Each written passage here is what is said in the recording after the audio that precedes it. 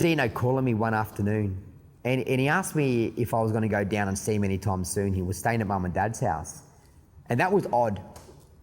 It just sounded odd. The sound in his tone and the voice was odd, and I started thinking then that this isn't the Deano that I know. So I went down to Brisbane, and I went to Mum and Dad's house where he was staying, and I'd seen a Deano I'd never seen before. I'd seen a Deano that was empty, flat, almost defeated like. And I was scared just seeing him, that I hadn't seen that side before. And I just said, hey, let's go for a beer. Yeah, let's. That was all that's all I had to say, and he was out the door pretty quick. Anyway, he grabbed his cowboy hat because he lived in his cowboy hat, and he's real renowned for that. So we sat there, and as I looked at him, it's like the roles reversed. His head went down. I could see the top of the hat, and my head was up because now I'm playing Dean's role. And that's when alarm bells are ringing straight away, going, this isn't great. Something's gone here. And I've just said, Deano, and he went.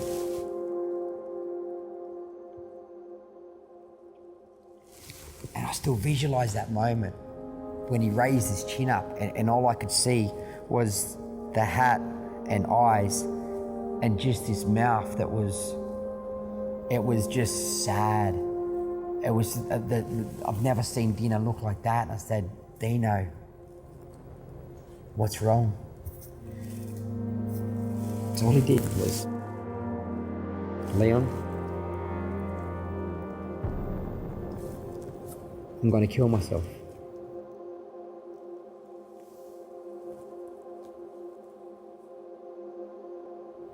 The silence was eerie because I didn't know, how do you even respond to that? I'm not trained for this stuff. None of us are trained for this conversation. And my reply, which was probably the most stupidest thing I've ever said to this date, was, why don't you just go get help? And his reply was, yeah, okay, cool, all right, I'll do that. No worries, I'll go get another round of beers. That was it. That was my way of avoiding the situation. And our rest of the conversation that afternoon was silence. The only thing I knew to do was, let's cut this short and let's go home. So we did. That was the last time I'd seen him. He did ring me a week later. He rang me at 7:05 in the morning. I stared at it. I couldn't answer it because I didn't know what to say. Was he going to say the same thing as he said last time? So I let it ring. Then I thought, no, I need to ring him back. So I picked up the phone and rang him back, and I got voicemail. From that moment on, he turned his phone off, and there was no contact from then. So he did leave a voicemail message though.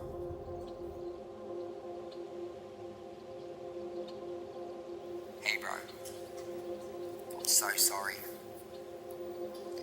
but I gotta go. Love to your family.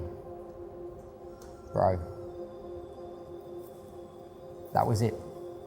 So immediately in this situation, obviously this is serious. So I remember ringing my sisters and asking if they had any contact with Dean, and obviously we got hold of Mum and Dad, and obviously then the alarm bell started ringing, so then the search party went out.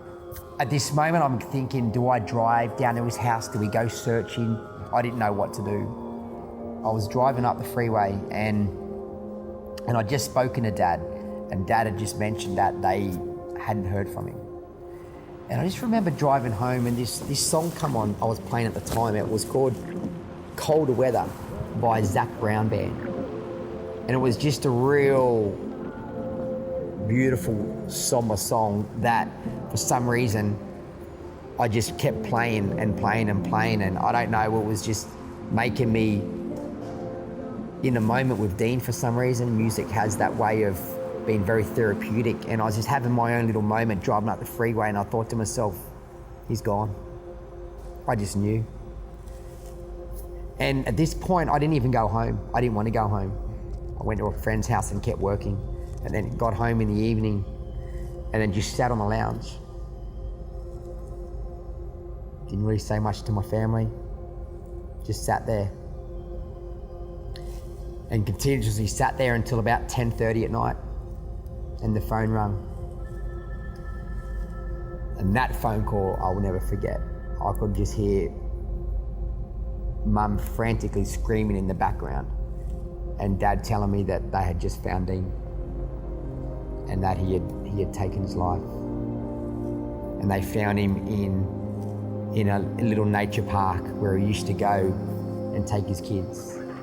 So that was his resting ground at that time. From that point, went back to obviously go catch up straight away with Mum and Dad, as you do, and try to be of comfort to them and try to process also what's going on. So it was a feeling that those that have been through the passing of losing anyone, which most of us have, it was a moment in time that was the hardest moment of my life, but it was the most defining era of my life, that it's never taught me so much about myself, about being a leader, standing up and trying to rise above during adversity around those around you. And that was the defining moment for myself in my life that defined who Leon was destined to be.